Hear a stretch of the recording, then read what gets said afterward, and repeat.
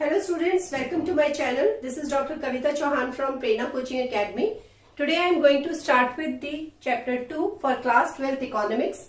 Name of the chapter is Indian Economy 1952-1990. I have already uploaded videos related to the explanation of political science for class 12th and English literature for class 12th.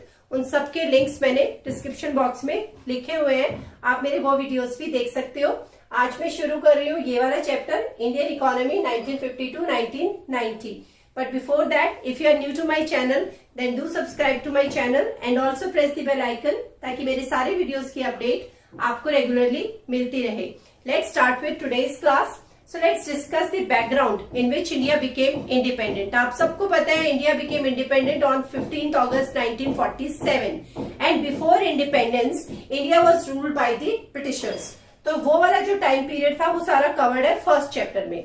जब India independent हुआ 15th अगस्त 1947 को, तो अब सबसे important question जो leaders के सामने था वो ये था कि किस टाइप का पॉलिटिकल और इकोनॉमिक सिस्टम इंडिया को चूज करना था। पॉलिटिकल सिस्टम को हम यहाँ डिस्कस नहीं करेंगे, वो पॉलिटिकल साइंस की बुक में डिस्कस हुआ। यहाँ पे हम सिर्फ डिस्कस करेंगे कि इंडियन किस तरीके का इकोनॉमिक सिस्टम उन्होंने डिसाइड किया।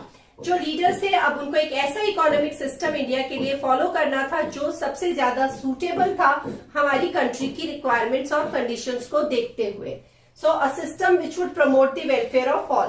सो किस चीज पे फोकस किया गया? इस चीज पे फोकस किया गया कि एक ऐसा इकोनॉमिक सिस्टम बनाया जाएगा या फॉलो किया जाएगा जो सबकी वेलफेयर के ऊपर बेस्ड होगा। मतलब वो that economic system will work for the welfare of all sections of society. दो टाइप के इकोनॉमिक सिस्टम थे उस वक्त जो इंटरनेशनल लेवल पे फॉलो हो रहे थे। एक था सोशलिस्ट सिस्टम और एक था capitalist system. When we talk about the socialist system, in that kind of system, all the resources are owned by the government. You talk about the factories, you talk about land, all resources are owned by the government. और socialist system में private property का system नहीं होता है. So private property is not allowed. Second was capitalist system. Capitalist system is a system in which the market is regulated by the capitalists, or you can say the market forces are the people who own capital, right? So ये होता है capitalist system. तो यहाँ पे private property होता है। तो ये दो टाइप के इकोनॉमिक सिस्टम थे। अब यहाँ पे इंडिया को ये देखना था कि इंडिया को इनमें से कौन सा सिस्टम फॉलो करना था। दो एग्जाम्पल थे इंडिया के सामने। Now Nehru was in favour of socialism but not the kind of socialism practised in former Soviet union. जब हम यहाँ पे बात कर रहे हैं सोशलिस्ट और कैपिटलिस्ट सिस्टम की, तो मैं आपको बता दूं कि जो मेनली कैपिटलिस्ट सिस्टम था उस वक्त वो उन कंट्रीज में फॉलो हो रहा था जहां पे डेमोक्रेसी थी। For example we talk about United States of America. तो ये था। और जो सोशलिज्म था वो ऐसी जगहों पे फॉलो हो रहा था जहां पे mainly communist form of government था या पॉलिटिकल सिस्टम जो था वो कम्युनिस्ट आइडियोलॉजी पे बेस्ड था। तो यहाँ पे बात हो रही है सोवियत यूनियन की। फॉर्मर सोवियत यूनियन इसको इसलिए बोला गया है क्योंकि अब सोवियत यूनियन डिसइंटीग्रेट हो चुका है, ठीक है, ब्रेकअप हो चुका है। तो ये वाला सोशल सिस्टम जो सोवियत यूनियन में था उसके फेवर में नेहरू जी नहीं थे। क्या था वहां का system? All the factories and farms were owned by the government, there was no private property. अब क्योंकि India chose to follow democracy and in such conditions it was not possible for the government to change the land pattern. जो भी हमारा land distribution pattern था उस वक्त, उसको पूरे के पूरे को बदल देना गवर्नमेंट के लिए पॉसिबल नहीं था क्योंकि यहाँ पे हम डेमोक्रेसी फॉलो कर रहे थे। डेमोक्रेसी में like people are free, right? और प्राइवेट प्रॉपर्टी को भी आप बिल्कुल कर्टेल नहीं कर सकते हो कि उसको खत्म ही कर दो या अबॉलिश कर दो, दैट इज नॉट पॉसिबल। तो इसलिए इंडिया ऐसा वाला सोशलिस्ट सिस्टम अपना नहीं सकता था जो सोवियत यूनियन में फॉलो हो रहा था। तो अब उन्होंने सोचा कि फिर अब इसका ऑल्टरनेटिव क्या देखा जाए, क्योंकि ना तो India pure capitalist form follow करना चाहता था और ना ही सोशलिस्ट फॉर्म फॉलो करना चाहता था। So they thought of an alternative to extreme versions of capitalism and socialism, कि जो कैपिटलिज्म था एक्सट्रीम नेचर में और जो सोशलिज्म था एक्सट्रीम नेचर में, उसको वो फॉलो नहीं करना चाहते थे और उसका एक ऑल्टरनेटिव ढूंढना चाहते थे। क्या उन्होंने डिसाइड किया? An economic system which combine the best features of socialism without its drawbacks. एक ऐसा सिस्टम यहाँ पे इंडियन लीडर्स ने डिसाइड किया कि वो फॉलो करेंगे जिसमें बेस्ट फीचर्स होंगे सोशलिज्म के, लेकिन जो उसके ड्रॉबैक्स हैं वो फॉलो नहीं किए जाएंगे। So India would be a socialist society with a strong public sector but also with private property and democracy.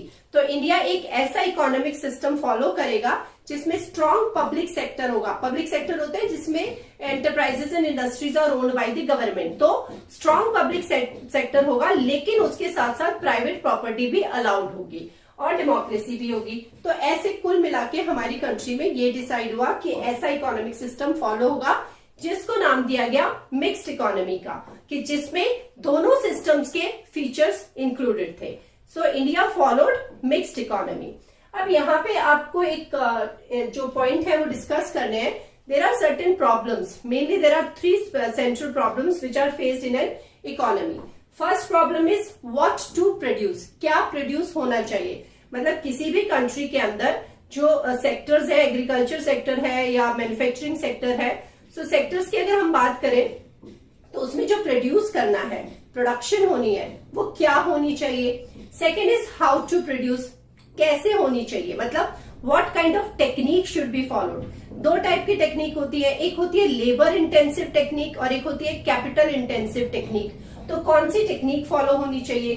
Third is for whom to produce, किसके लिए प्रोड्यूस होना चाहिए, क्योंकि कोई भी जो सोसाइटी होती है उसमें जो इनकम लेवल होता है वो सब लोगों का सेम नहीं होता है। तो अगर मान लो किसी का इनकम लेवल हाई है तो उनकी जो डिमांड्स होंगी वो अलग तरीके की होंगी, जो रिक्वायरमेंट्स होंगी, और जिनका इनकम लेवल कम है उनकी जो डिमांड्स है वो अलग होंगी। तो ये 3 मेन प्रॉब्लम्स है which are faced in an economy. What to produce, how to produce, for whom to produce. हम अब डिस्कस करेंगे कि ये जो हमने 3 सिस्टम यहाँ पे मैंने अभी बताया आपको, capitalist economy, socialist economy and mixed economy. So ये जो तीनों सिस्टम होते हैं इनमें इन प्रॉब्लम्स को कैसे देखा जाता है या कैसे सॉल्व किया जाता है। So like if I talk about first the capitalist society. अगर मैं कैपिटलिस्ट सोसाइटी की बात करती हूं, सो कैपिटलिस्ट सोसाइटी में क्या होता है कि सिर्फ वो वाली गुड्स प्रोड्यूस की जाती है जो डिमांड में होती हैं, ठीक है, और उसमें ये देखा जाता है कि इन गुड्स को मार्केट में बेच के ज्यादा से ज्यादा प्रॉफिट कमाया जा सके। So you can say that what to produce में how does the capitalist economy solve this problem. They produce only those goods which will be in demand and these goods which can be sold profitably in domestic as well as international market, ठीक है। Second, it will depend technique जो होगी how to produce में, कि labour intensive technique use करनी है या capital intensive technique use करनी है, वो इस चीज पे डिपेंड करेगी कि उनको प्रॉफिट किस में ज्यादा हो रहा है। अगर लेबर इंटेंसिव टेक्निक में सस्ता बढ़ रहा है तो वो लेबर इंटेंसिव टेक्निक यूज करेंगे, क्योंकि उनका मेन मोटिव है यहाँ पे प्रॉफिट अर्निंग।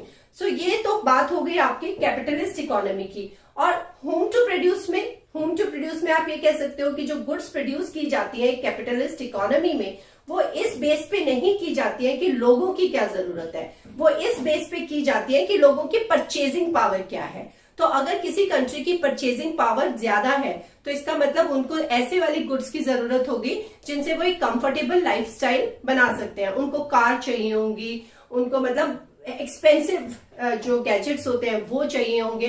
तो ऐसे डिसाइड करती है capitalist economy what to produce, how to produce and to whom to produce. Now we talk about the socialist society. Now in a socialist society what happens, as I told you, that all the resources are owned by the government. तो government ये decide करती है कि क्या produce होगा, कैसे produce होगा, किसके लिए प्रोड्यूस होगा। और जो सोशलिस्ट सोसाइटी होती है उसमें क्या ध्यान में रखा जाता है, because it is government owned होती है, सो मेन जो चीज होती है वो होती है लोगों की जरूरतों को पूरा करना। तो लोगों की जरूरतें क्या है। So in a socialist society what to produce has to be decided upon the needs of the people, capitalist society में था कि लोगों की परचेजिंग पावर क्या है, लेकिन यहाँ पे है कि लोगों की जरूरतें क्या है। सो इन चीजों को ध्यान में रखते हुए ही सोशलिस्ट सोसाइटी में ये डिसीजन लिए जाते हैं कि what to produce, how to produce, for whom to produce. तो तीनों सारे रिलेटेड हो गए कि वही प्रोड्यूस किया जाएगा जो सोसाइटी में लोगों को जरूरत होगी। Third is the mixed economy. आपको क्लियरली डिस्टिंग्विश कर लेना चाहिए कि कैपिटलिस्ट सोसाइटी में मार्केट फोर्सेस है, वो रेगुलेट करती है इकोनॉमी को। सोशलिस्ट सोसाइटी में गवर्नमेंट रेगुलेट करती है इकोनॉमी को। अब मिक्स्ड इकोनॉमी की बात करते हैं तो मिक्स्ड इकोनॉमी में क्या होता है कि मिक्स्ड इकोनॉमी में तो दोनों है, गवर्नमेंट के पास भी रिसोर्सेज है, लेकिन गवर्नमेंट का पलड़ा थोड़ा भारी है और प्राइवेट प्रॉपर्टी भी अलाउड है। सो मिक्स्ड इकोनॉमी में क्या होता है, both the government and the market forces together decide what to produce, how to produce and for whom to produce. So एक बैलेंस सा देखा जाता है. So this is how the problems are solved in this you can say different patterns of economic system. Let us discuss the second concept now. Let's discuss about the Planning Commission now. So the Planning Commission was set up in 1950 with the Prime Minister as its chairperson. और अब ये decide हुआ कि planning commission का काम क्या रहेगा कि प्लान्स बनाए जाएंगे और 5 ईयर प्लान्स की फॉर्म में हमारी इकोनॉमी को आगे फॉरवर्ड किया जाएगा। जो ये 5 ईयर प्लान्स बनाए जाएंगे इनके कुछ मेन गोल्स थे। So what were the goals of these 5 year plans? Let's discuss them one by one. The first one is growth. जब हम ग्रोथ की बात करते हैं तो ग्रोथ का मतलब ये होता है कि कोई भी चीज, किसी भी हम कॉन्सेप्ट की बात कर रहे हैं, किसी भी हम सिस्टम की बात कर रहे हैं, किसी की लाइफ की बात कर रहे हैं, अगर वो चीज आगे बढ़ती रहती है और ग्रो करती रहती है, हम ये बोलते हैं कि वो ग्रो कर रही है। तो जब हम ग्रोथ की बात कर रहे हैं यहाँ पे, it refers to increase in the country's capacity to produce the output of goods and services. तो जब हम इंडियन इकोनॉमी की ग्रोथ की बात कर रहे हैं तो उसका मतलब ये है कि कंट्री की जो कैपेसिटी है या थी कि कितने गुड्स और सर्विसेज को वो प्रोड्यूस कर सकती है, अगर वो इंक्रीज होती रहती है टाइम के साथ तो हम कहते हैं कि इकोनॉमी ग्रो कर रही है। So this refers to growth. This was the first goal of planning commission और you can say this was the first goal of 5 year plans. Basically an increase in the GDP. अगर अब हम economy की बात कर रहे हैं यहाँ पे ग्रोथ की, तो हम यहाँ पे बात कर रहे हैं जीडीपी की। जीडीपी का मतलब होता है gross domestic product. So gross domestic product क्या होता है? It is the market value of all the goods and services produced in the country during a year. GDP refers to the market value of all goods and services. जो भी goods and services किसी एक country में within an year produce की गई हैं, उनकी जब वैल्यू निकाली जाती है तो उसको कहते हैं जीडीपी। तो अगर हर साल, या जैसे हम 5 ईयर प्लान्स की बात करें, अगर ये इंक्रीज होता दिखाई देगा तो ये कहा जा सकता है कि GDP is growing. Next is it is derived from the different sectors of the economy. और ये जो market value in goods and services की ली जाती है, ये कहां से, मतलब कैसे निकाली जाती है? जो भी इकोनॉमी के 3 सेक्टर्स होते हैं, primary sector, manufacturing sector and tertiary sector. तो ये जो 3 सेक्टर्स होते हैं, इन तीनों सेक्टर्स में गुड्स एंड सर्विसेज जो प्रोड्यूस हुई हैं, उन सबकी मिला के जो मार्केट वैल्यू होती है उसको हम कहते हैं GDP. That is in a year, एक साल में। So this was the first goal of 5 year plans. Second goal, modernisation. Modernisation बहुत ही कॉमन वर्ड है, हम बोलते हैं आजकल वो बहुत मॉडर्न हो गया है, या किसी के आउटलुक की बात करते हैं तो बोलते हैं ही और she has a modern outlook. तो जब हम मॉडर्नाइजेशन को यहाँ पे रिलेट करते हैं तो हमारा क्या कहने का मतलब है? It refers to the increase in the production the producers have to adopt new technology. अगर किसी भी प्रोडक्शन को इंक्रीज करना है, यहाँ पे हमने बात की कि गुड्स एंड सर्विसेज जो प्रोड्यूस की जाती हैं उनकी इंक्रीज को हम ग्रोथ कहते हैं। तो मॉडर्नाइजेशन का मतलब है कि जब इन गुड्स एंड सर्विसेज को इंक्रीज करने के लिए, इनके प्रोडक्शन को इंक्रीज करने के लिए अगर प्रोड्यूसर जो हैं उनको एक नई टेक्नोलॉजी को अडॉप्ट करना पड़ता है, उसको हम कहते हैं modernisation. Adoption of new technology is called modernisation. Class 10th में एक चैप्टर हमने पढ़ा था एग्रीकल्चर, उसमें हमने पढ़ी थी टाइप्स ऑफ फार्मिंग, जिसमें हमने पढ़ा था कुछ पहले जो पुराने समय में एग्रीकल्चर जब स्टार्ट था या जब पुराना टाइम था, जब इतनी एडवांसमेंट ऑफ टेक्नोलॉजी नहीं हुई थी तो प्रिमिटिव टूल्स यूज किए जाते थे एग्रीकल्चर प्रैक्टिस करने के लिए. But then gradually with the introduction of new technology, new machines were available in the market. तो जब इस तरीके से बदलाव आता है, या अगर प्रोड्यूसर्स डिसाइड करते हैं कि उनको अपनी प्रोडक्शन को बढ़ाने के लिए नई टेक्नोलॉजी को यूज करना है, एडवांस टेक्नोलॉजी को यूज करना है, उसको कहते हैं मॉडर्नाइजेशन. मॉडर्नाइजेशन की जब हम बात करते हैं तो न केवल यहाँ पे हम गुड्स एंड सर्विसेज की प्रोडक्शन की बात कर रहे हैं, बल्कि हम सोशल आउटलुक में बदलाव को भी मॉडर्नाइजेशन कहते हैं. जैसे मैंने शुरू में ही बोला कि हम बोलते हैं कि ही और she has a modern outlook. मतलब समाज में जब लोगों का नजरिया भी बदलता है, बदलता कैसे है कि जो टाइम चेंज होता है उस टाइम के चेंज के हिसाब से अगर लोग अपनी सोच भी बदलते हैं बेटरमेंट के लिए, ये बहुत जरूरी है, बेटरमेंट के लिए, तो तब हम उसको कहते हैं मॉडर्नाइजेशन. यहाँ पे हम जिस सोशल आउटलुक की बात कर रहे हैं वहां पे हम बात कर रहे हैं सोसाइटी के अंदर औरतों की जो पोजीशन है. So women should have same rights as men, क्योंकि हमने पढ़ा है कि जो हमारा पहले का समय था उसमें men and women were not treated equally. In fact आज भी बहुत जगहों पे ऐसा होता है, लेकिन फिर भी बहुत ज्यादा चेंज आ चुका है लोगों की सोच में. तो क्या था कि किसी भी सेक्टर की अगर हम बात करें उसमें men and women they both were involve as workers और एज प्रोड्यूसर्स, एज एंटरप्रेन्योर्स. तो उन सबके राइट्स जो होने चाहिए वो बराबर होने चाहिए. That was the change in social outlook. Sorry. Third is self reliance. A nation can promote economic growth by using its own resources.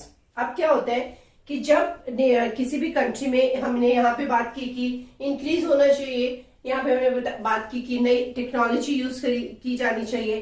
तो जब हम बात करते हैं कि नेशन को अपनी इकोनॉमिक ग्रोथ को प्रमोट करना है, तो अगर वो अपनी इकोनॉमी की ग्रोथ को प्रमोट करती है सिर्फ अपनी कंट्री के अवेलेबल रिसोर्सेज को यूज करके, तो इसको हम कहते हैं सेल्फ रिलायंस, अपने ऊपर निर्भर होना.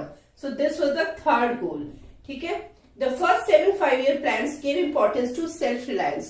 जो हम बात कर रहे हैं 1950 से 1990 के पीरियड की, तो जो पहले 7 5-year plans प्लान किए गए थे, हर 5 साल में एक प्लान बनाया जाता था. तो ये जो 5-year plans बनाए गए थे, इनमें इसी चीज को इंपॉर्टेंस दी गई थी कि विद इन द कंट्री जो रिसोर्सेज है उनको यूज करते हुए ही प्रोडक्शन को आगे बढ़ाया जाए. Means avoiding imports of goods which could be produce in India itself. इसका मतलब ये था कि जो चीजें इंडिया में ही प्रोड्यूस हो सकती थी उनको इंडिया में ही प्रोड्यूस किया जाए, बाहर से इंपोर्ट न किया जाए. तो this is called as the self reliance. Next is equity. Equity की जब हम बात करते हैं तो हमने पूरा यहाँ पे इकोनॉमी की ग्रोथ की बात की, प्रोडक्शन की बात की, इंक्रीज की बात की.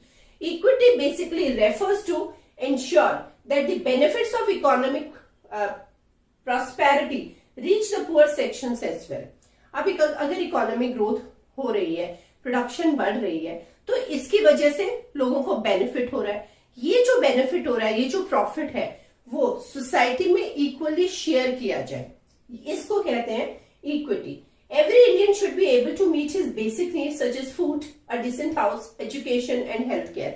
मतलब with in the country her Indian को ये होना चाहिए कि उसकी जो बेसिक नीड्स है वो पूरी होनी चाहिए. चाहे हम फूड की बात करें, एक डिसेंट हाउस की बात करें, एजुकेशन की बात करें या हेल्थ फैसिलिटीज की, ये बेसिक नीड्स होती हैं किसी भी इंडिविजुअल की when he is part of a society.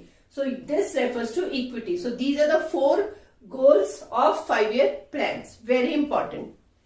जब हम इन गोल्स की बात करते हैं, हमने सारी बात कही. हमने बात की इक्विटी है एक बहुत इंपॉर्टेंट गोल, हमने बात की सेल्फ रिलायंस की. जब इंडिया इंडिपेंडेंट हुआ उस वक्त जो ब्रिटिशर्स के टाइम का समय की हम बात करते हैं, तो ना तो उस वक्त हमारी कंट्री की जो इकोनॉमी थी या हमारी जो प्रोडक्शन थी वो ग्रो कर रही थी, और ना ही इक्विटी थी एग्रीकल्चरल सेक्टर में. अगर हम मेनली एग्रीकल्चरल सेक्टर की यहाँ बात करें, because agriculture was the main primary activity. तो ये दोनों चीजें नहीं थी उस वक्त. क्यों नहीं थी? क्योंकि before independence the system of zamindari was followed. Zamindari system में क्या था कि zamindari was the people, zamindars were the people who used to collect the revenue from the tiller of the land, मतलब जो भी उन खेतों को बोता था उससे मेन रेवेन्यू जो कलेक्ट करते थे वो जमींदार करते थे। और धीरे धीरे मतलब पहले ही ये होता चला गया था कि जो लैंड होल्डिंग थी या जो लैंड के ऊपर राइट था वो मतलब जो टिलर था, एक्चुअल जो खेती करता था उसके पास नहीं रह गया था। तो उसकी वजह से क्या हो गया था कि बहुत ज्यादा सोसाइटी में डिस्पैरिटी थी। तो अगर इक्विटी होनी चाहिए, अगर सेल्फ रिलायंस होनी चाहिए, इकोनॉमी को ग्रो करना चाहिए, तो उसके लिए सबसे इंपॉर्टेंट उस वक्त जो फील किया गया वो था कि पहले कुछ चेंजेस लाए जाए, कुछ लॉ बनाए जाए, ताकि जो एक सिस्टम ऑलरेडी चल रहा था उसको इक्वल लेवल पे उसको फॉलो किया जाए। तो जो कॉन्सेप्ट यहां पे आया वो आया लैंड रिफॉर्म्स।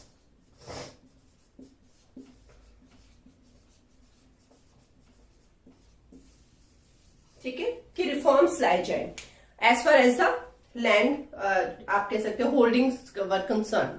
तो लैंड रिफॉर्म्स इंट्रोड्यूस किए गए, और क्योंकि जमींदार और जागीरदार, जैसे मैंने आपको बताया कि they use to collect the revenue from the actual tiller of soil. So equity in agriculture called for land reforms. सबसे इंपॉर्टेंट यहाँ पे जो लैंड रिफॉर्म हम बात करेंगे वो था लैंड सीलिंग का। लैंड सीलिंग का क्या मतलब था? लैंड सीलिंग का ये मतलब था that fixing the maximum size of land which could be owned by an individual, कि किसी भी एक इंडिविजुअल के पास कितना ज्यादा से ज्यादा लैंड हो सकता था उसके ऊपर एक लिमिट लगाई गई, एक फिक्स किया गया कि इससे ज्यादा लैंड किसी के पास भी नहीं रहेगा। Okay, so this was called as land ceiling. और इससे क्या फायदा हुआ? You can say that around 200 lakh tenants came into direct contact with government and they were freed from being exploited. तो 200 लाख के करीब जो टेनेंट्स थे, जो वहां पे अपने उनकी वो जमीनें जो थी जिन पे वो खेती करते थे या काम करते थे, they were freed from this kind of exploitation which they were feeling or facing during the British rule. So this was the first major important aspect of creating an equal society. हालांकि ऐसा नहीं है कि ये जो law पास किया गया था लैंड सीलिंग का वो पूरी तरीके से अच्छे से इम्प्लीमेंट हो गया था एफिशिएंटली या इफेक्टिवली। बहुत सारे उसमें भी लूप होल्स थे, बहुत सारे जो लोग थे, जमींदार थे, जागीरदार थे, उन्होंने क्या किया कि उन्होंने फॉल्स रिकॉर्ड्स प्रेजेंट कर दिए। मतलब अपना जो लैंड था वो अपने किसी रिलेटिव के नाम से ट्रांसफर करके दिखा दिया। मतलब बहुत कोशिश की लोगों ने, क्योंकि इतनी आसानी से लोग अपनी जमीनों को छोड़ने वाले नहीं थे, तो उन्होंने इनसे बहुत ज्यादा मतलब कोशिश की कि दे गॉट यू कैन से कि वो इस लॉ से भी ऊपर हो गए। तो मतलब जो लॉ तो अच्छा बनाया गया था लेकिन उसकी जो इम्प्लीमेंटेशन थी वो उतना इफेक्टिवली नहीं हो पाई थी जितना एक्सपेक्ट किया गया था। लेकिन फिर भी बहुत हद तक कुछ चीजें जो थी वो सेटल हो गई थी। So now let us discuss the another aspect. तो इसमें हमने पूरा डिस्कस किया goals of 5-year plans.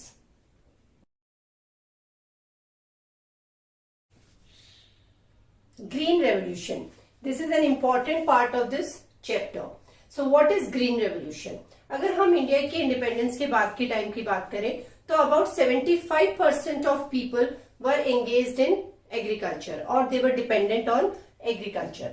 अब एग्रीकल्चर पे तो 75% लोग डिपेंडेंट थे, लेकिन हमने पढ़ा कि ब्रिटिश रूल के टाइम पे और जब इंडिपेंडेंस मिली इंडिया को, उस वक्त जो हमारी प्रोडक्टिविटी थी, एग्रीकल्चर प्रोडक्टिविटी, वो बहुत लो थी। और वो लो क्यों थी? Because of the absence of और because of the use of old technology use करते थे and the farmers they did not have the required infrastructure.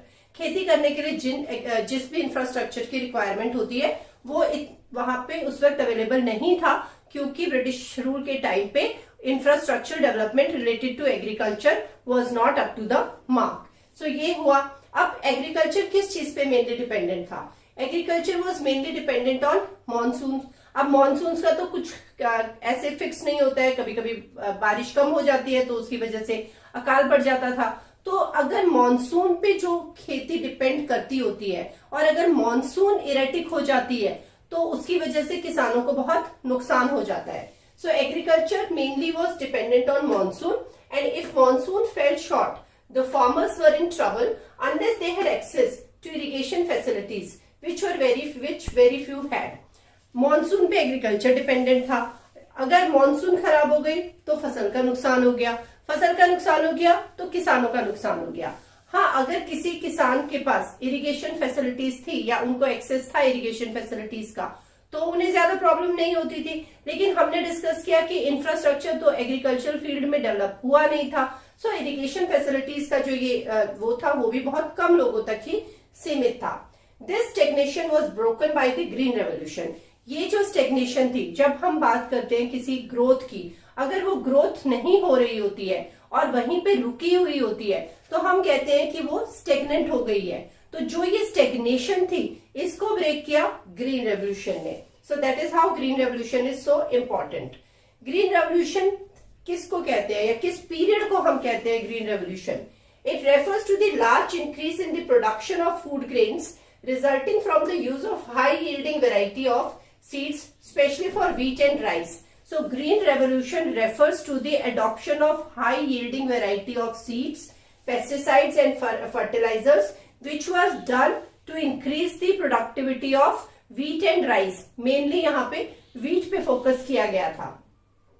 The use of these seeds required the use of fertilizers and pesticides in the correct quantities as well as regular supply of water. ये जो high yielding variety of seeds थे, high yielding variety of seeds थे basically वो वाले seeds जिनको use किया गया था यील्ड को बढ़ाने के लिए. मतलब ये जो उपज होती थी, एक पर्टिकुलर जो आपका लैंड होता है उसके अंदर कितनी फसल होगी या उपज होगी, उसको बढ़ाने के लिए ये सीड्स यूज किए गए थे. और इन सीड्स को यूज करने के लिए करेक्ट अमाउंट में फर्टिलाइजर्स और पेस्टिसाइड्स की जरूरत थी और रेगुलर सप्लाई ऑफ वाटर की जरूरत थी. It required financial resources to purchase these. और ये जो फर्टिलाइजर्स थे या ये जो high yielding variety of seeds थे, इनको खरीदने के लिए भी फाइनेंशियल रिसोर्सेज की जरूरत थी. मतलब जिन किसानों के पास पैसा था या जो किसान थोड़ा सा आप कह सकते हो जो किसान ऐसे थे जिनके पास ज्यादा जमीन थी और जिनके पास फाइनेंशियल गुंजाइश भी थी, वही किसान जो थे इसका फायदा उठा पा रहे थे इस वक्त. The first phase of green revolution was from mid 1960s to mid 1970s. तो ये जो स्टार्टिंग हुई थी ये 1960s में हुई. फर्स्ट फेज है जो ग्रीन रेवोल्यूशन का वो है मिड 1960s से मिड 1970s तक. मिड 1960s से मिड 1970s तक ये वाला स्टेटस हम डिस्कस करेंगे. It was restricted to affluent states like Haryana, Punjab, Andhra Pradesh and Tamil Nadu. Affluent states का मतलब है यहाँ पे कि जो ऐसे वाली स्टेट्स थी जो ऑलरेडी थोड़ा प्रोडक्टिविटी लेवल अचीव कर चुकी थी और प्रॉस्पेरस थी, उन्हीं स्टेट्स में इनिशियली इसको, ये जो फेज था हमारा फर्स्ट फेज, उन्हीं स्टेट्स में इसको इंट्रोड्यूस किया गया था. It primarily benefited the wheat growing regions. सबसे ज्यादा मेनली इसने जो बेनिफिट दिया वो सिर्फ व्हीट ग्रोइंग रीजन्स को बेनिफिट दिया. सेकेंड फेज जो था वो था मिड 1970s से मिड 1980s. ये पहला फेज हो गया मिड 1960s से मिड 1970s. अब आया मिड 1970s से मिड 1980s का phase. The HVY technology, sorry HYV होगा यहाँ पे, high yielding variety. The HYV technology spread to a large number of states and benefited more variety of crops. अब ज्यादा states में इसको इंट्रोड्यूस किया गया और ज्यादा crops में भी इसको अप्लाई किया गया. This enabled India to achieve self-sufficiency in food grains. और इसकी वजह से इंडिया को सेल्फ सफिशिएंसी अचीव इंडिया ने की as far as the food grains were concerned. तो ये था हमारा पूरा का पूरा ग्रीन रेवोल्यूशन के दो फेजेस. लेकिन क्या होता है कि अगर यील्ड बढ़ भी गया, उपज बढ़ भी गई, तो फायदा उसका तब तक नहीं होता है जब तक कि मान लो किसान ने ये सीड्स यूज किए और अच्छे से उसका जो यील्ड है वो भी बढ़ गया, और उसके बाद लेकिन अगर उसने सिर्फ खुद ही उसको अपने यूज के लिए ही रखा तो उससे इकोनॉमी को क्या फायदा हुआ?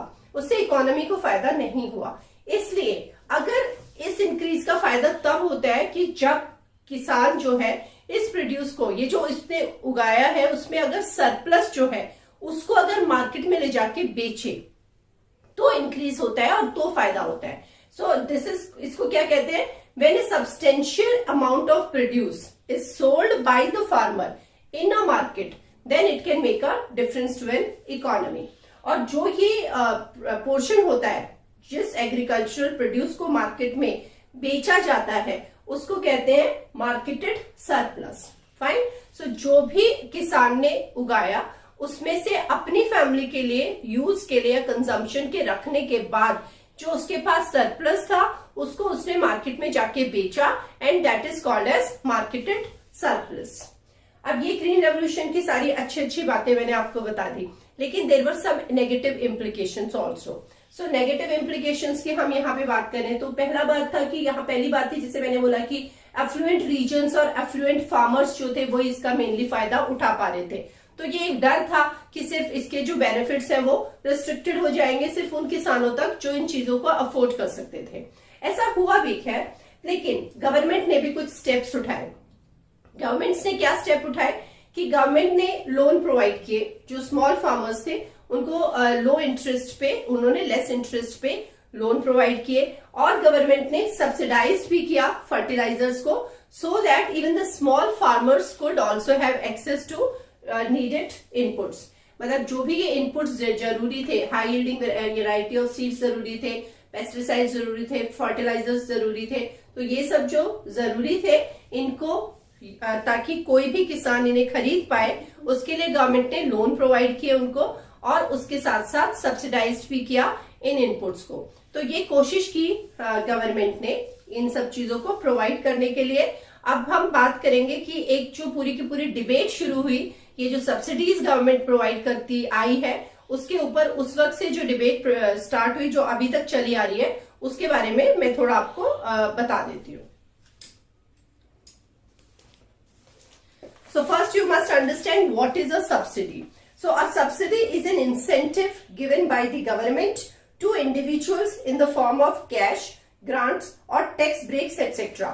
किसी भी इंडिविजुअल को या किसी बिजनेस को अगर गवर्नमेंट ये इंसेंटिव देती है या तो कैश की फॉर्म में या तो उसको ग्रांट्स की फॉर्म में या टैक्स ब्रेक की फॉर्म में, तो उसको सब्सिडी कहते हैं.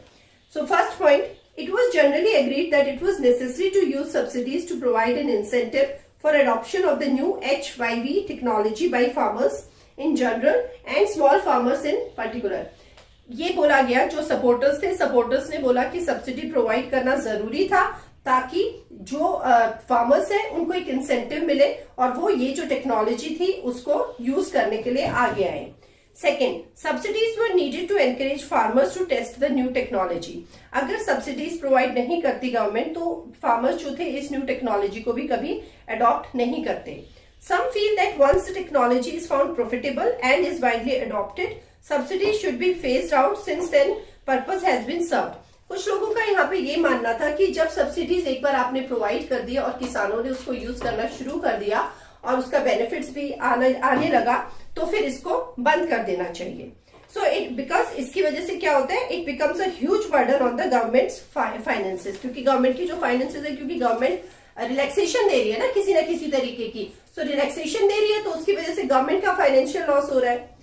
लेकिन some believe that the government should continue with agricultural subsidies because farming in India continues to be a risky business. लेकिन कुछ लोगों का ये मानना था कि नहीं, सब्सिडी के साथ गवर्नमेंट को एग्रीकल्चरल फील्ड में कंटिन्यू करते रहना चाहिए क्योंकि जो खेती है वो एक ऐसा एक्टिविटी है जिसमें बहुत अनप्रिडिक्टेबिलिटी होती है. तो मतलब किसी न किसी कारण की वजह से अगर किसान को लॉस होते रहते हैं तो उससे किसानों का बहुत नुकसान हो जाता है. तो कुछ का मानना था कि ये कंटिन्यू रहनी चाहिए. उनका सेकंड पॉइंट था, most farmers are very poor and they will not be able to afford the required inputs without subsidies. और उनका ये भी मानना था कि क्योंकि हमारी कंट्री में काफी सारे जो किसान थे वो बहुत गरीब भी थे, तो जब तक उनको सब्सिडी नहीं दी जाती तब तक वो इसको आगे नहीं यूज कर सकते थे. तो ये जो डिबेट है वो खत्म नहीं हुई कभी. तो ये भी आपको इसके इम्पोर्टेंट पॉइंट्स पता होने चाहिए. सो this was all about green revolution. और जो एग्रीकल्चर तक का पोर्शन है वो मैंने तुम्हें इस वीडियो में डिस्कस किया. अब हम नेक्स्ट वीडियो में मैं फोकस करूंगी इंडस्ट्री पे और जो भी इस चैप्टर से रिलेटेड इंपॉर्टेंट क्वेश्चंस हैं उन पे. So this is all for today. Thanks a lot for watching and I hope you enjoyed the class. Thank you.